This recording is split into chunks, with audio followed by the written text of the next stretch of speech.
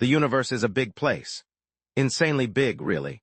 We all know it, intellectually at least, if perhaps not with the same bone-deep certainty with which we know those things that we can see, touch, or observe directly. The experts tell us that the universe is big, and so, like rational savants, we nod vigorously and say, "I understand." Even though the concept of 1,000,000 miles is too big for us to truly comprehend, let alone 1,000,000 light-years. Those same experts, at least those who adopt a cautious measure of conservatism, then compound the problem by telling us that the universe has a built-in speed limit, the speed of light. If this most ethereal of energies, unbound by the trappings of solidity, cannot pierce the heavens in a mortal lifetime, then what hope have we, sheathed as we are by the constraints of flesh and mass? None, and so we are trapped, doomed to rot in the prison of physics, cruel in its indifference. It therefore makes sense that when an intelligent species is faced with distances so great that a lifetime of travel at conventional speeds, even 1,000 lifetimes, barely gets you out of your own stellar neighborhood, then that species will inevitably go looking for shortcuts. Those depressing certainties, which we so begrudgingly acknowledged previously, will inevitably become infected by the pathogen of doubt, and that more dangerous contagion, hope. Once that infection has taken root, the death of certainty is sure to follow, and great things may become possible, despite any weight of evidence to the contrary. It was with this hope burrowing its way into our minds that a small number of us started Project Echo. If light would not move fast enough under its own power, then we would crack the whip of science until it did. We would give it no other option than to haul us to the stars. We fed our luminous beast of burden, splitting and bending light before feeding it back into itself in strange harmonics that shook the very fabric of spacetime. With each failure our hope grew, for the screams of our obstinate continuum grew ever more desperate as we pried away its secrets one by one, until the day that certainty lay dead. We saw the dawn of the new, smaller universe our hope had promised. We had broken light in spirit, if not yet in body. We had achieved faster than light communication. Project Echo had managed to circumvent reality at the most incorporeal level. Information.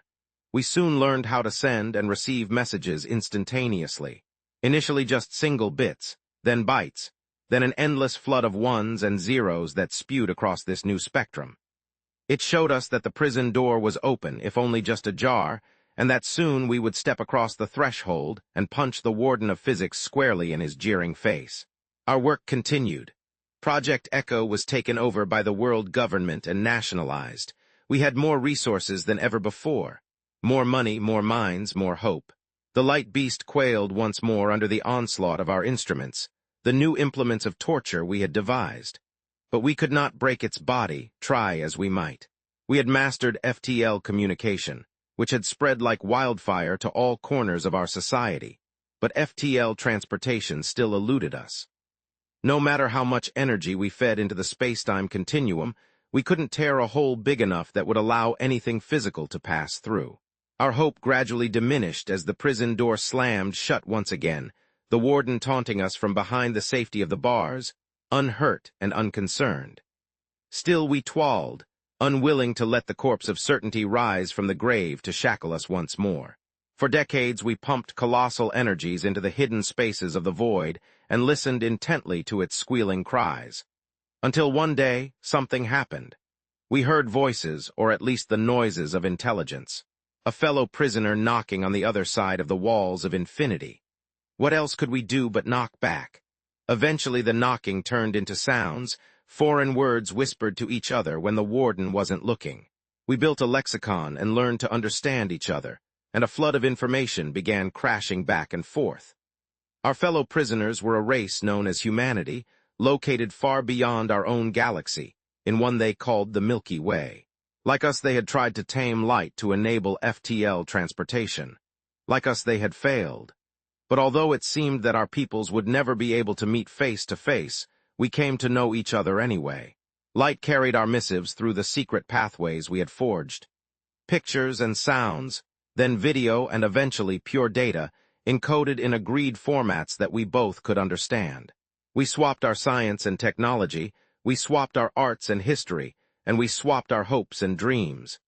We saw the beauty of humanity and came to love them as our cosmic siblings. Our two peoples clung to each other like lifebuoys in a sea of emptiness, alone together. Imagine our surprise when strange new ships appeared, as if from nowhere, on the outskirts of our solar system. Gargantuan in size, they drifted silently inward, overlooking or ignoring our attempts to hail them. Had they tamed the beast and mastered FTL transport, or were they sailors, plying the interstellar seas like the human mariners of old? We had to know. We could not bear to simply wait for their slow approach. So our outer colonies sent their fastest ships to intercept and greet the newcomers, who were still on the system's distant fringes. It was farther than any of our crewed missions had ever traveled before. Hasty ship modifications were made to extend their range, at the expense of cargo and safety. The crews were selected from our best and brightest, those with the requisite bravery and fortitude. As our ships approached the mystery fleet, they began to broadcast a greeting using every spectrum we knew of. Our experience communicating with the humans had taught us much about first contact, and we used it all again. "Hello," we said. "Your arrival brings us great joy. Welcome to our home." We received only silence in response. More ships were sent when the first returned home to resupply. All were left ignored, hovering in front of our gargantuan visitors like mere insects. Months later, the leading vessel of the visitors' fleet neared our outmost colony, which clung to the moon of a cold gas giant, eking out a living mining ice and crude organic compounds. The colony broadcast the same greeting our previous envoys had sent. This time there was a response. Ruby fire erupted from the nearest visitor, a laser that cut the small colony in half. When the last wisps of its atmosphere had vented into the vacuum of space, the visitor launched ships that swarmed the colony, taking it apart piece by piece. The last transmissions we received spoke of black chitinous monsters storming through the airless corridors, snatching bodies of both the living and the dead. Their task seemingly completed, the visitors moved on, to slowly creep deeper into our system and the spoils that lay there, sailing towards us. Elder Kalen watched the last fragmented sensor data of the colony's demise on the primary holoscreen. The image shimmered, a ghost of a once bustling habitat, now just a jagged scar on the moon's surface. A faint metallic tang, almost like ozone, filled the air of the command center. He saw Commander Lyra standing beside him, her normally vibrant blue scales dulled by despair. She tapped a finger on her datapad, a frantic rhythm against the quiet hum of the room's machinery. Her eyes, usually sharp and calculating, now held a haunted emptiness. "They just took it apart," Lyra whispered, her voice rough as if sandpaper had scraped her throat. "Not just destroyed it. They harvested it." Kalen pressed his lips into a thin line. He had seen the reports, the chilling details of the black chitinous monsters. The fear was a cold knot in his stomach, spreading through his chest. He felt his own scales prickle. His people, once so secure in their isolation, were now prey. "What about the inhabitants?" he asked, even though he knew the answer. Lyra shook her head slowly. "No survivors, Elder Kalen, only remnants. And a few empty shells where bodies used to be. Whatever they are thorough." The tactical displays flickered, showing the slow, inexorable advance of the enemy fleet. 10 gargantuan vessels, each larger than their largest city ship, moving with an unnerving, silent purpose. They were like ancient, hungry leviathans swimming through the void. Below them, smaller craft, countless swarms of them, zipped between the larger hulls, like pilot fish accompanying predators. The hum of the command center seemed to grow louder, a low thrum that mirrored the dread in Kalen's heart. He felt a shiver trace down his spine, not from cold, but from the raw, stark fear of the unknown. Ilara, his youngest apprentice, stood a few meters away, her face pale, her hands clasped tightly together. Her usual bright, inquisitive gaze was fixed on the screen, wide with a horror that was too profound for her young years. She had always loved the theoretical, the abstract beauty of physics. Now she was seeing its cruel, practical application. She swayed slightly, and Kalen felt a pang of concern for her. He remembered her enthusiasm just weeks ago, her bright questions about the latest FTL communication protocols with the humans. Now, her world, their world, was crumbling. "Mobilize the defense fleet," Kalen ordered, his voice steady despite the tremor in his hands. All available vessels prepare a full system defense network. We must protect the inner planets. Lyra nodded, her face grim. It's already underway, Elder, but our fleet, it is not built for this. Our ships are explorers, scientists, traders, not warships. Kalen knew this truth too well. For centuries, their galaxy had been quiet, peaceful. Their largest weapons were repurposed mining lasers or orbital defense platforms designed to deter asteroid impacts, not alien invaders. They had not fought a war in centuries, and the hereto enduring silence of their local galaxy had left them passive and unconcerned with military matters. The fleets we sent to defend our colonies were quickly broken by the visitors, who cruised on indifferently, destroying outposts and harvesting our citizens with impunity. The first major engagement was a slaughter. Kalen watched from the command center, the data streams painting a horrific picture. Their sleek, fast scout ships, meant for mapping nebulae, were swatted aside like flies. Their larger cargo haulers, refitted with hastily installed energy cannons, barely scratched the alien hulls before disintegrating into glittering debris. The ruby lasers of the enemy ships cleaved through their best capital ships. They destroyed 100 fighters in an instant. The air in the command center grew thick with the smell of scorched circuitry and the acrid tang of recycled fear.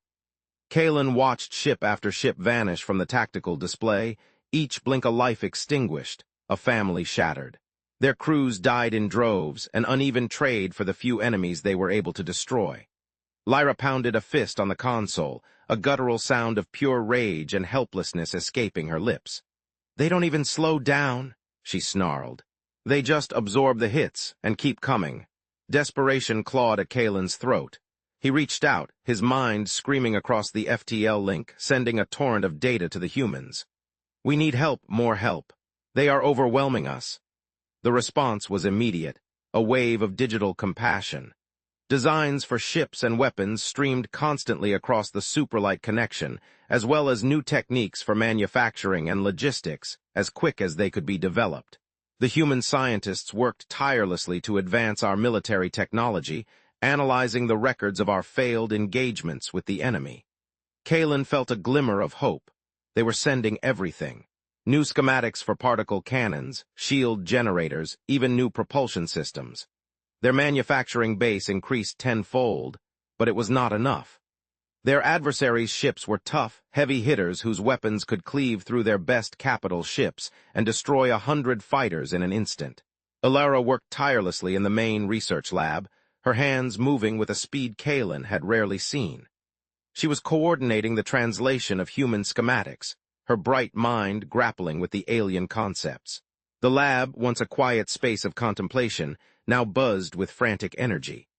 The scent of hot metal and ozone was constant. She seemed to thrive on the pressure, her grief over the lost colony channeled into a furious drive to understand, to build. Kalen watched her, a faint smile touching his lips. There was a resilience in the young ones he sometimes forgot. They had not yet learned the full weight of despair. One cycle he found her slumped over a console, fast asleep, a complex human design for a railgun still displayed on her screen. He gently placed a nutrient paste dispenser next to her, a small gesture of care. She stirred, blinking her large, dark eyes. "Elder Kalen," she murmured, her voice thick with sleep. It's so different, their approach. They think about war so brutally, efficiently." Kalen nodded. "They have known many conflicts, Alara, more than we can imagine." He paused. "Are these designs enough?" Alara shook her head, rubbing her eyes. "We're building them as fast as we can, but the materials, the time, the enemy is too close. These ships are formidable, yes, but they still require crews, supplies. They are still physical. They are still slow." The enemy continued its relentless march inward. Colony after colony fell, each a grim repetition of the first. The Xylos screamed for help across the void, and the humans gave them all they could. Our manufacturing base increased tenfold, but it was not enough. Our adversaries' ships were tough, heavy hitters whose weapons could cleave through our best capital ships and destroy 100 fighters in an instant. Our crews died in droves, an uneven trade for the few enemies they were able to destroy. The core planets, their homeworld, their bustling cities, now lay directly in the path of the approaching horror. With surrender impossible, we began to contemplate evacuation, But it was only a fantasy. There were simply too many of us and no interstellar ships to carry us. All that evacuation could accomplish was slow deaths of starvation and asphyxiation, adrift in hostile space. Kalen called a final meeting of the High Council. The air in the chambers was heavy, the usual ornate decorations seeming hollow, mocking. The councilors, their faces etched with fatigue and fear, spoke of last stands, of protecting their heritage, of slowing the enemy for as long as possible. The scent of resignation was palpable, like stale air. They discussed preserving knowledge caches, sending out long-range probes with the sum of their civilization's wisdom. It was an unspoken acceptance of their end. Kalen looked at the faces around the table, the despair in their eyes. He cleared his throat. "We asked the humans to remember us fondly when we were gone." He connected the FTL link, projecting the human response onto the central display. The words appeared clear and sharp, cutting through the gloom of the chamber. "We will not forget." Kalen felt a surge of something akin to a dying ember flaring. "But there was more," he said, his voice gaining strength. "We will not forget a brother in trouble or a sister in peril. We will not forget an enemy's slight or a villain's betrayal. We will not look up to the stars and know that our family died there, alone and afraid, in the wretched claws of evil. We will pass through the eye of a needle before we ever forget a friend in need." Then it came. New data, new designs. Fantastic machinery, nanoscopic in scale, so complicated and intricate that we could not believe that such a thing was even possible. There were instructions on how to build it and how to power it. Ilara gasped from the back of the chamber, her eyes fixed on the unfolding schematics. Her hands instinctively reached out, as if to touch the glowing diagrams. Kalen felt a fresh wave of hope, stronger than any before, wash over him. This felt different. This felt impossible. But humanity had promised impossible things before and delivered. He turned to the council. "We focus all our energies into its construction," he declared, his voice ringing with renewed purpose. "We pray the enemy's advance will remain slow and give us the time we needed. We live in constant fear that, with the end in sight, they would lunge forward for the final killing blow." The central manufacturing complex, normally reserved for their grandest city ships, was repurposed. Every available resource was channeled into this single, monumental task. The air was thick with the hum of thousands of fabrication units, the scent of fresh circuitry and exotic new compounds. Ilara, almost vibrating with a nervous energy, personally oversaw the construction of the first cube. She barely slept, fueled by concentrated nutrient paste and an almost manic excitement. She had never seen anything like the nanotech instructions. They spoke of molecular assembly, of constructing matter from raw energy signatures. It was beyond anything their science had ever dreamed. It's like building the universe itself," she mumbled to Kalen one cycle, her eyes wide with a mix of awe and exhaustion. "Taking it apart and putting it back together in a new way." The result of their labors was a cube, no bigger than a hand's width. It glowed with a faint, inner light, cool to the touch. It was to be the first of many. The instructions dictated that we place these cubes on large stockpiles of raw matter.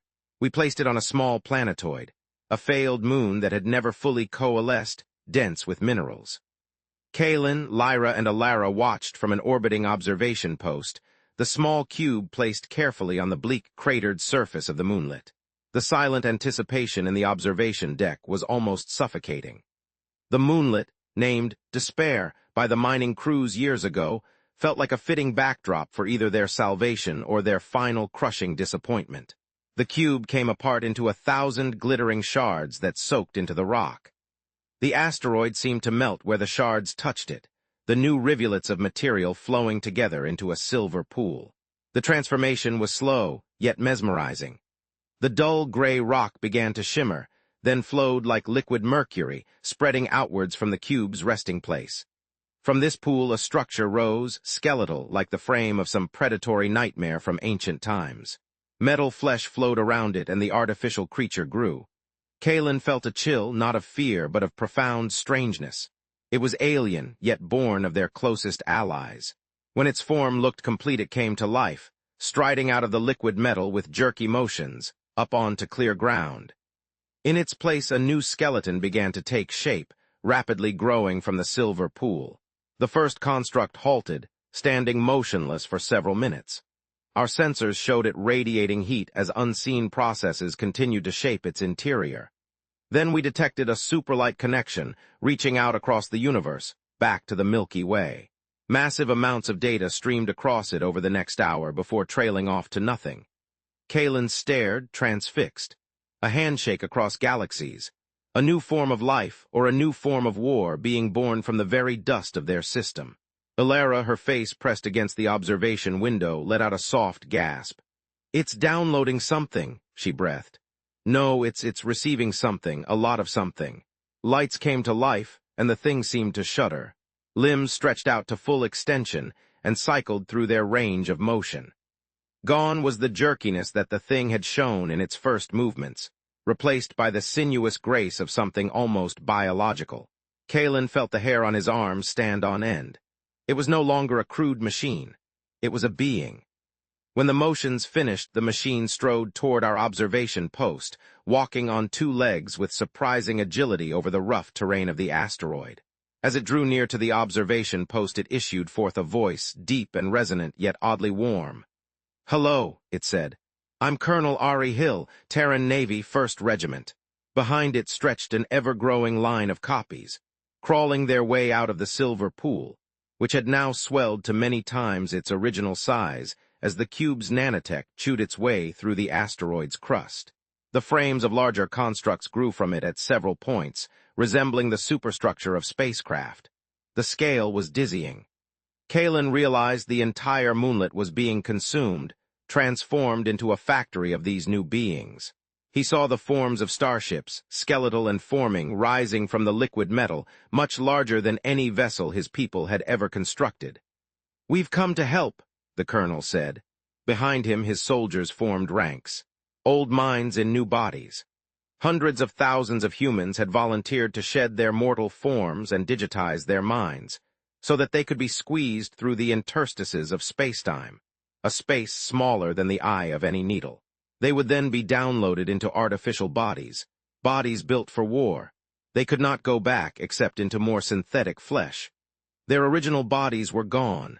They had sacrificed their humanity by exercising its greatest virtues. Empathy, compassion, courage. They had chosen to stand with us come what may. They will fight by our side. The dark certainty of death is once more infected by hope, delivered to us through the auspices of light. With them we are whole, and hopefully that will be enough. I think it will. Colonel Ari Hill, his voice echoing slightly in the observation deck, stepped into the small, sterile room. His synthetic skin shimmered faintly under the artificial lights, an almost imperceptible glow. He had the same general bipedal form as Kalen's people, but his limbs were thicker, more segmented, clearly built for combat. His eyes, though dark and human-like, held a depth that Kalen found both unsettling and profoundly ancient. He radiated a quiet power. Lyra, ever pragmatic, was the first to speak. "Colonel Hill, we are grateful for your arrival. But we have many questions. How are you here? What are you?" Her voice, though still tinged with weariness, held a rising curiosity. Ari's head tilted slightly, a movement that seemed both mechanical and natural.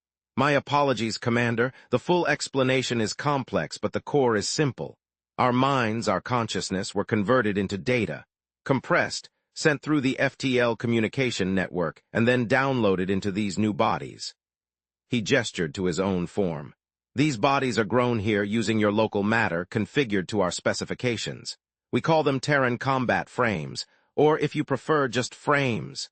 Kalen studied him closely. The sheer scale of the sacrifice, the willingness to abandon their physical forms, was staggering.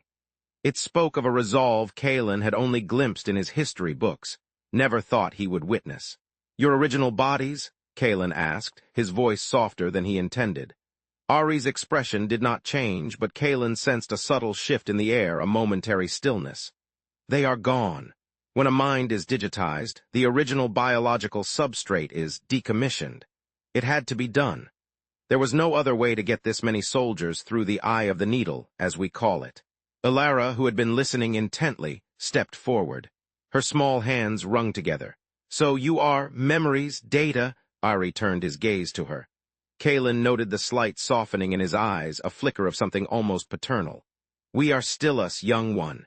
Every thought, every feeling, every memory, just in a new form, a more robust form for the task at hand." He paused, then continued, his voice hardening slightly. "And the task is to stop the harvest. We have preliminary data on your invaders. We call them the Harvesters. Their chitinous exterior, their method of consuming organic and inorganic matter, it matches records from other sectors. They are a plague." Lyra scoffed a dry, bitter sound. "A plague we are losing to, our ships are broken, our people are dying. What can a few thousand frames do against an entire fleet?" Ari turned to Lyra, his gaze unwavering. "Commander, the number is not a few thousand. By the time our production facility on this moonlet is fully operational, we will be able to field hundreds of thousands of combat frames. And our ships, they are already forming." He gestured to the observation window, where more skeletal forms of colossal starships were rapidly taking shape from the expanding silver pool. The sheer audacity of it left Kalen momentarily speechless. Hundreds of thousands, ships that dwarfed their own. "We understand your doubts," Ari continued, his voice calm. "You have seen our failure to provide immediate physical aid. But this is the sum of our despair and our hope. We have prepared for this possibility for generations, refining the digitization and frame technology, but never truly believing we would need it on this scale. Your call for help, it triggered the final phase of Project Nightingale." Kalen felt a chill. Nightingale, a delicate, beautiful bird known for its powerful song, a stark contrast to the brutal reality of their situation. Over the next few cycles, the moonlet transformed into a hive of frantic, coordinated activity. The nanotech worked with an efficiency that bordered on magic. The silver pool spread across the surface, consuming rock and mineral, turning it into the building blocks for more frames and ships. The air was filled with the low hum of energy transfer and the subtle clicks of millions of microscopic machines assembling matter. Kalen and Alara spent hours in the primary fabrication chamber, watching the birth of new frames. They emerged fully formed, sleek and dark, their joints articulated with precision. Each one paused for a moment, radiating heat as the human consciousness was downloaded, then stepped forward, joining the growing ranks. The metallic tang in the air grew stronger, laced with an almost imperceptible scent of ozone, and something Kalen could only describe as newness. Lyra, initially skeptical, began to see the potential. She watched as Ari oversaw the training of newly activated frames. They moved with an inhuman speed and precision, their internal processors allowing for perfect coordination. They practiced complex combat maneuvers, their movements fluid and silent. "Their learning curve is instantaneous," Lyra murmured to Kalen one cycle, watching 100 frames execute a perfect orbital insertion drill. "Once one learns, they all learn. It's terrifying and beautiful." Kalen nodded. He felt a growing sense of awe for this human ingenuity, this relentless drive to overcome the impossible. It was a strength he was only now beginning to truly understand. The logistical challenges were immense.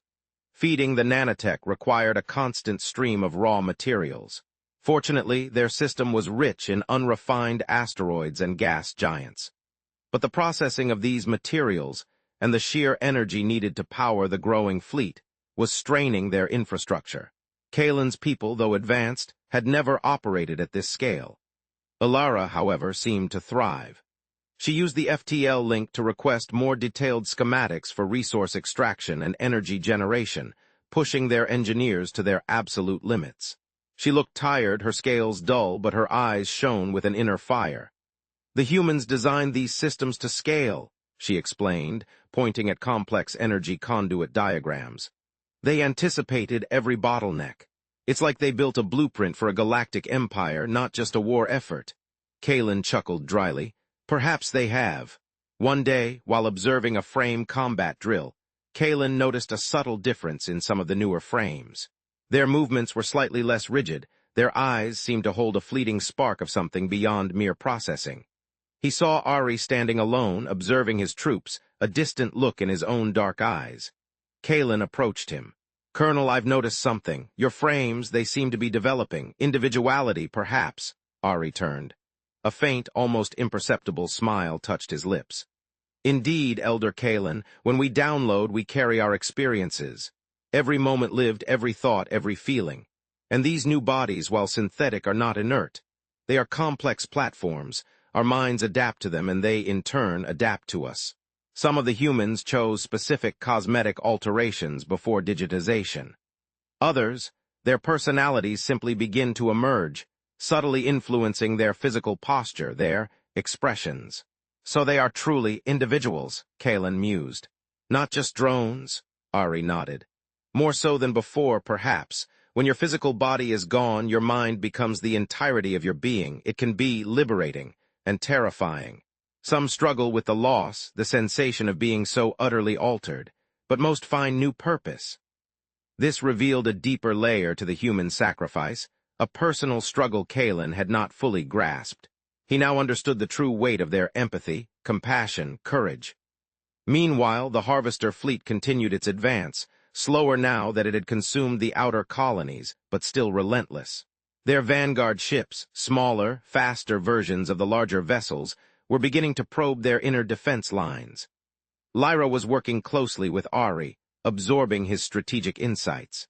The humans approached combat with a cold logic Kalen found chilling, yet undeniably effective. They spoke of acceptable losses, of attrition warfare, of psychological impact. Concepts their peaceful society had long forgotten. Ari once described the Harvesters as living resource extractors, mentioning their method of taking bodies of both the living and the dead. He had hinted at a purpose beyond simple destruction. They consume biomass and raw minerals, Ari explained one cycle, reviewing sensor data of a recently stripped Xylos moon. But they don't just destroy, they refine, they process. We believe they use the organic matter as a fuel source and the inorganic as construction material. They are self-replicating. Every planet they consume, every living thing, adds to their numbers, strengthens their fleet. Kalen felt a fresh wave of horror. They were a metastatic cancer, growing with every world they devoured. A critical point was reached. A major Harvester scouting force, consisting of 20 smaller attack vessels, began to assault a key defensive asteroid belt that protected the access routes to their second home world. Lyra wanted to commit their remaining traditional fleet, despite the likely losses. "We have to slow them," she argued, her voice tight with desperation. "If they breach that belt, our second planet is exposed." Ari, however, proposed a different approach. "Let them in, not deep, but just past the outer layer of the belt. Then we hit them with a coordinated assault from our new assets." Lyra looked doubtful. "You want to lure them. That's risky." Ari's synthetic hand tapped a holographic map of the asteroid field. "It's a calculated risk, Commander. Our frames are fast. Our new ships are designed for rapid deployment and overwhelming firepower. Their larger vessels are slow, predictable. Their smaller ones are dangerous but brittle. We hit them hard, and we retreat before their main force can respond." Kalen listened, intrigued. It was a bold plan, aggressive. Nothing like their own defensive strategies. This was the cunning of humanity. The battle for the asteroid belt was epic, seen through the cold, precise eyes of sensor data. The first human-constructed warships, sleek, dark vessels designated Vanguard-class destroyers, moved with startling speed. They were smaller than the Harvester capital ships, but far more agile. Their weapons, based on human designs, were devastating.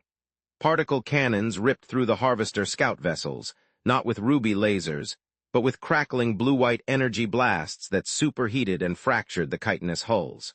The frames, deployed from the Vanguard-class ships, swarmed the enemy craft like angry hornets.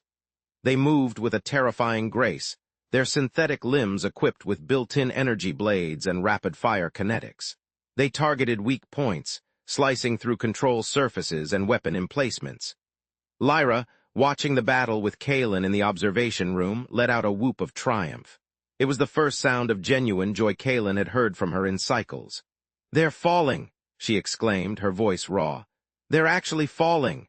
The Harvester scout ships, caught between the cunning trap and the overwhelming speed of the human frames, broke formation. Some tried to flee, but the Vanguard-class destroyers cut off their escape routes. It was a rout. For the first time, the Xylos saw the Harvesters suffer a significant defeat. The metallic tang in the air of the command center seemed less like ozone and more like victory. "We have wounded them," Ari stated, his voice calm amidst the jubilant chatter. "But this is just a skirmish, a test. The main fleet is still coming." The victory, though small, infused the Xylos with a renewed fighting spirit. Citizens, who had contemplated surrender or evacuation, now looked to the sky with fierce determination. The human frames, now a common sight patrolling their space, became symbols of hope. However, there was still internal friction. Some of the older council members, particularly one named Elder Joran, voiced deep unease about the human intervention. "They are not flesh and blood," Joran declared in a council meeting, his voice trembling with suspicion. "They are machines, and they consume our world to build their numbers. How do we know they are not simply a different kind of plague, one that will consume us in a different way once the harvesters are gone?" His scales were a dull gray, reflecting his constant anxiety. He carried the scent of old fear, a musty odor. Kalen stepped forward, his own scales vibrant with resolve. "Elder Joran, they are humanity. We have known them for decades through the FTL link. We have exchanged knowledge, shared our hopes. They sacrificed their very forms to be here. Their original bodies are gone. They cannot return to their home. They chose to fight for us, not for conquest. Their methods are brutal because the enemy is brutal. We have seen their compassion. We have felt their empathy." Lyra supported Kalen. "They are teaching us, Elder. Their battle tactics are saving our lives. Our own traditional fleet would have been annihilated in that asteroid belt. Instead, we won." The council was divided, but the practical success of the humans swayed many. Still, Joran's words sowed seeds of doubt. Kalen knew he had to bridge the gap, to help his people truly understand what it meant to be human now. Alara, meanwhile, had found a new mentor in Colonel Ari. She spent hours in the frame production facility, learning about the nanotech, about the complex internal structures of the frames. She absorbed every detail, her mind buzzing with newfound knowledge. Ari, in turn, seemed to appreciate her sharp intellect and boundless curiosity.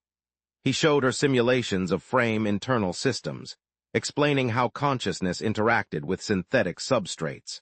"It's not just a copy, Alara," he explained one cycle, his synthetic hand resting on a diagnostic display of a frame's neural network. "It's a transfer.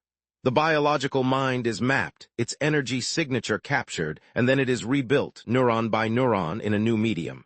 It's a rebirth in a way." He paused, his gaze distant. "Some of us have found unexpected peace in it, others a profound sense of loss. But all of us carry the burden of what we left behind and the purpose of why we are here." Alara listened, her eyes wide. She was seeing a new definition of life, of self, that she had never imagined. It was a profound shift in her understanding of existence. She felt the chill of deep space, even within the warm facility. The harvesters responded to their defeat at the asteroid belt by accelerating their advance. They were closer now, their colossal forms blotting out distant stars. Their presence choked the FTL communication lines, making it harder to maintain a clear link with the Milky Way. The air in the command center grew thick with tension once more. Kalen watched the tactical map, his scales prickling with unease. "They're targeting our primary energy generation world," Lyra reported, her voice tight. "If that falls, our ability to power the frame facilities and our remaining ships is severely hampered." The planet was a gas giant, rich in hydrogen and helium isotopes, vital for their fusion reactors. It was also home to a significant population of their people, living in massive floating cities within its atmosphere. Evacuation was impossible. Ari called a strategic meeting with Kalen and Lyra. His dark eyes scanned the holographic map.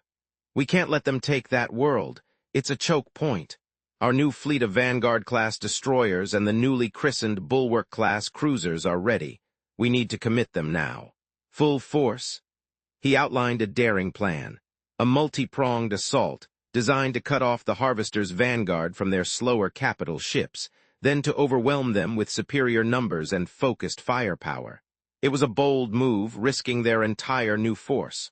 "This is it then," Kalen said, his voice quiet. "The turning point." Lyra nodded, her hand instinctively going to the sidearm at her hip, a gesture of old habit. Her face was set in grim determination. The scent of recycled air was heavy, But underneath it, Kalen detected the faint, metallic tang of new resolve. The battle for the gas giant began with a blinding flash of light as the first human-built Bulwark-class cruiser, a truly massive vessel, engaged a Harvester capital ship. Its particle beams were like spears of condensed energy, tearing through the Harvester's dark chitinous hull.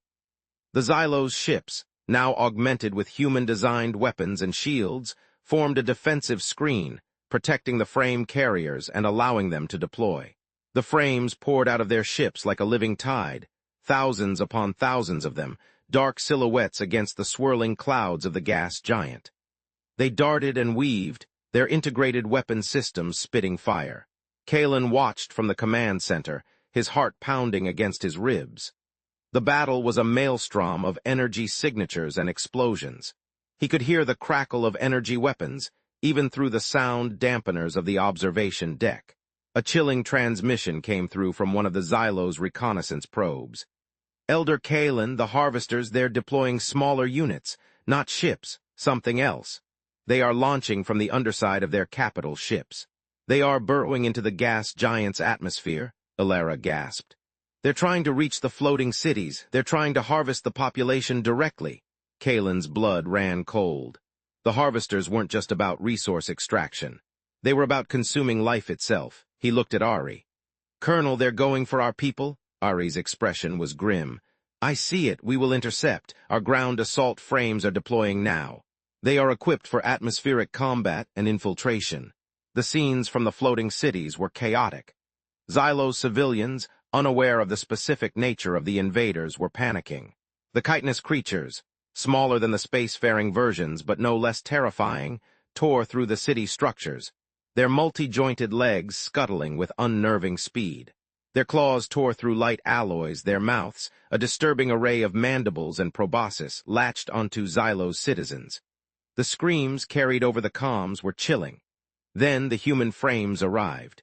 They dropped from orbit, streaking through the atmosphere like dark meteors, their re-entry burns glowing fiercely. They landed with heavy thuds on the city platforms, immediately engaging the Harvester units. The frames fought with a brutal efficiency Kalen had only read about. They moved in perfect synchronization, their energy blades carving through chitin, their kinetic rounds shattering segmented limbs. They didn't just fight, they protected. They formed defensive lines around civilian shelters, pushing the Harvesters back, systematically clearing sections of the city. Kalen saw images of frames, their synthetic hands extended, shielding Xylos civilians from collapsing debris. He saw them standing firm, absorbing blows that would have torn apart a biological being, then returning fire with unrelenting precision. One particular frame, designated Unit 734, stood out. It had a slightly wider frame, and its head casing had a subtle, almost decorative etching. It moved with a ferocious grace, its twin energy blades a blur, cutting down multiple Harvesters before they could reach a cluster of trapped Xylos children. Kalen felt a surge of pride, not just for the humans, but for the Alliance. On the main battlefield, the Bulwark-class cruisers proved their worth. They were tank-like, absorbing tremendous punishment while dishing out even more. Their shields shimmered under the constant bombardment of ruby lasers, but they held. The Vanguard-class destroyers, meanwhile, danced around the slower Harvester capital ships, peppering them with precision fire, wearing down their defenses. Lyra, her face streaked with grime from nervous pacing, watched the data feeds with grim satisfaction. "They're breaking formation," she shouted. "The Harvester capital ships are withdrawing. They can't sustain these losses." Kalen felt a powerful surge of relief. A true victory. The Harvesters were retreating, their main fleet pulling back from the gas giant, but Ari's voice cut through the momentary celebration. "They're not routing, Elder, they're regrouping. They're too tenacious for that. They've learned our capabilities. They'll be back and they'll be stronger." He was right. The taste of victory was sweet but fleeting. The war was far from over. Yet something profound had changed. The Xylos had stood their ground. They had fought back, and they had won. In the aftermath, the full scope of humanity's sacrifice became clearer. The frames sustained heavy damage, but unlike biological beings, they could be repaired. The nanotech facilities on the moonlet worked overtime, processing damaged frames, salvaging components, growing new ones. Kalen visited the facilities, watching the process, the smell of burnt synthetics and fresh metal filling his nostrils. He saw frames with limbs torn off, head casings shattered being fed back into the silver pool to be melted down and reformed. It was a constant cycle of death and rebirth. He saw Alara directing repair crews, her face smudged with grease, her hands stained. She had found her place, a bridge between two peoples, two ways of existing. She felt the vibrations of the nanites working, a constant thrum under her feet. One cycle, Colonel Ari brought Kalen a small, black data shard. "Elder Kalen, we've recovered this from a damaged harvester unit on the gas giant. It's a data log. Our linguists are still working on full translation, but we have some early findings." He projected a schematic onto the table. It showed a complex biological structure, highly detailed, unlike anything Kalen had ever seen. "This is what they are harvesting," Ari explained, his voice low. "Not just organic matter for fuel, but specific genetic sequences, living tissue if possible. They are cultivating something." Kalen felt a chill that had nothing to do with the cool air. "Cultivating what?" he asked, his voice barely a whisper. Ari's dark eyes seemed to gleam. "We don't know yet, but it implies a deeper purpose than simple consumption, a long-term project, perhaps a goal that has driven them across galaxies. This changes the nature of the war." The metallic tang of the air seemed to sour. This was not just about survival. It was about uncovering a terrifying truth. The Xylos scientists, spurred by this new information, began to pore over the recovered data shard. Alara, with her natural knack for translation and her deep understanding of human data structures, quickly became indispensable. She worked directly with the human frame scientists, those specialized in xenobiological analysis. The frame scientists moved with a calm, almost serene efficiency, their voices synthesized but their intellect sharp and unburdened by physical needs. They rarely slept, never tired. They processed data at a speed that left Kalen's people reeling. The scent of sterile labs mixed with the faint, unsettling odor of the harvester material they were analyzing. "Elder Kalen," Alara reported one cycle, her voice a mix of awe and dread. "The harvesters aren't just consuming genetic material, they're refining it, selecting specific traits, they're evolving themselves. Or perhaps evolving a new species entirely." She showed him a complex diagram, a branching tree of genetic sequences, each one leading to a more complex, more potent organism. "They seek genetic diversity, strength, adaptability. Our people, our unique biological makeup is valuable to them. A new ingredient." Kalen felt a wave of nausea. His people were not just prey. They were ingredients in some horrific, cosmic experiment. This new understanding solidified the Xylos' resolve. This was not just a war for survival, but a war to protect their very essence. The scent of their fear was now mixed with a new, potent odor of defiance. Ari called another strategy meeting. The mood was different now. Less despair, more grim determination. "We need to hit them harder," he stated, his voice resonating with resolve. "And we need to hit their processing capabilities. That's where they convert our worlds into their weapons. We've identified a staging area, a dead star system on the far side of your galaxy's arm. It's heavily fortified. They're bringing their harvested material there. Our intelligence suggests it's a massive biofactory, a cradle for their new evolution." Kalen looked at the holographic map. The distance was immense, even for the new human ships. It was deep into enemy territory. "A direct assault?" Lyra asked, her voice steady. "That's a massive risk." Ari nodded. "It is. But if we can cripple their production, their ability to grow, we can turn the tide. It will buy us time. Time to find their weakness.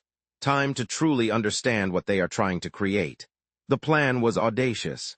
A combined fleet, Xylos ships forming a defensive perimeter around the human capital ships, would make a deep strike into harvester territory. The Xylos crews, though still adapting to the human technology, fought with renewed spirit. They had a reason to fight now, a clear enemy, and a sense of shared purpose. They understood the stakes, not just their lives, but the very integrity of their species.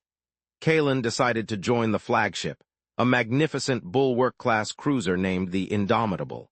He needed to be there to witness this turning point, to understand humanity's true nature in the crucible of war. He smelled the sterile air of the bridge, a mix of recycled oxygen and ozone from the humming instruments. The vibrations of the ship's massive engines resonated through his bones. As the fleet jumped to faster-than-light speed, a subtle subplot began to unfold on the Indomitable. Commander Lyra found herself constantly sparring with a particular human frame, identified as Unit 376. This frame was part of Ari's personal guard, quiet and observant. Unit 376 had a slight, almost imperceptible tilt to its head, a gesture that reminded Lyra of a thinking, musing being. It was subtle. Lyra, used to direct orders and clear communication, found the frame's silent presence unnerving.